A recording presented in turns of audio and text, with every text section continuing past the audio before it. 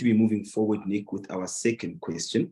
It does seem as if it is coming from an estate agent. It goes as follows. We have listed a property that is registered as a residential with no business rights in the natural person's name on a regular mandate. The tenant is a juristic entity, which is a creche, and which will be trading from the property.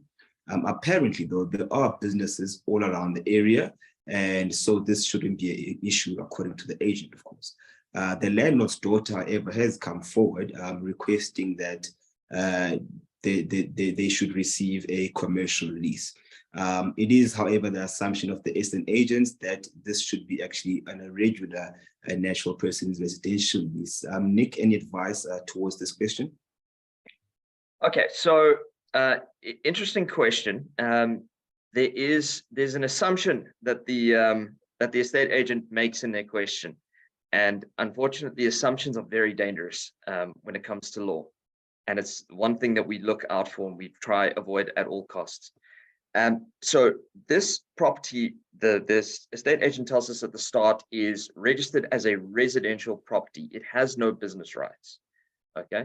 I don't know what the specific code for this particular property is. We don't have it, but for those viewers who may never have come into contact with this, the properties that are allocated in South Africa all receive an allocation for what kind of property they are. Okay, and there are various different types of property. Okay, and then there are specific uses that that property can be used for. Okay, according to what that code is.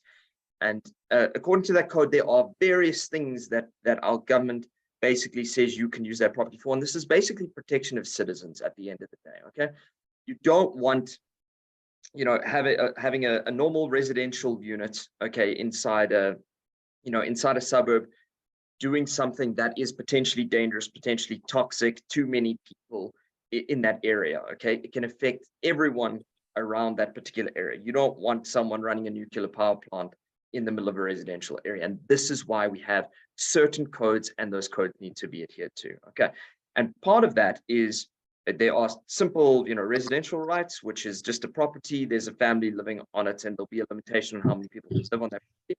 And then there's business rights, where you can use a business for certain purposes, and there are requirements for that. Okay. Now, what the writer says is that this is a residential property. It doesn't have business rights. Okay.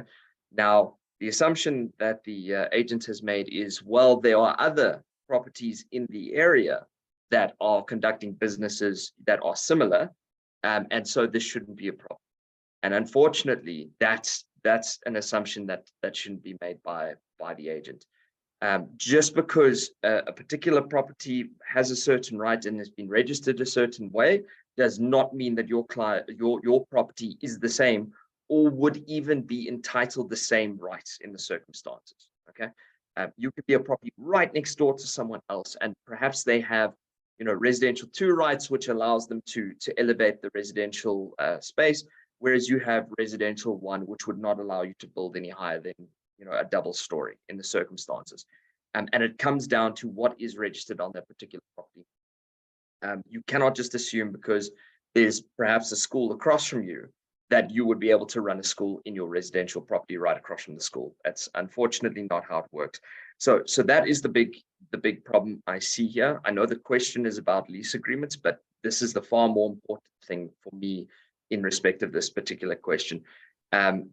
What I would suggest, if you know, as the agent, you need to speak to the owner of the particular property.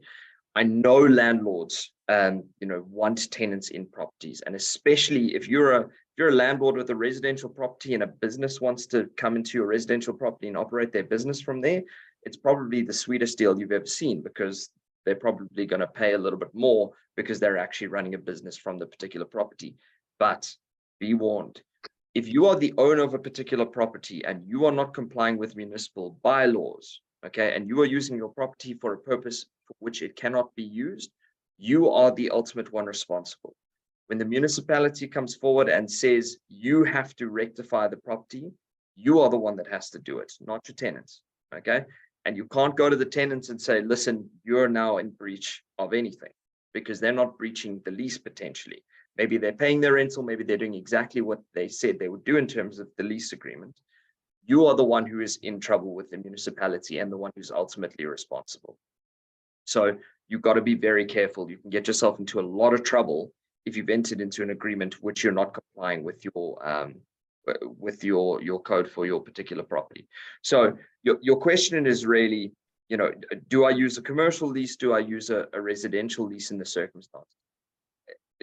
My answer is really that's a secondary question. Your first thing you need to look at is you're probably it looks like you're renting to a person that actually can't use that property in any event.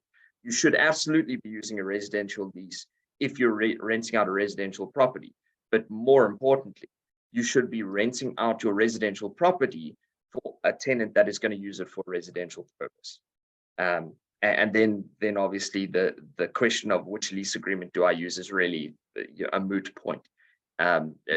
Your problem is really you're trying to use the property for the incorrect purpose, which is very dangerous for the landlord in the circumstance. Absolutely. So thank you very much, Nick, for that answer. And thank you to both our viewers for those questions for today. That does bring us to the end of today's 2 episodes. And we'll see everybody again with some questions and answers in a week's time. Thank you, guys. Thanks, guys.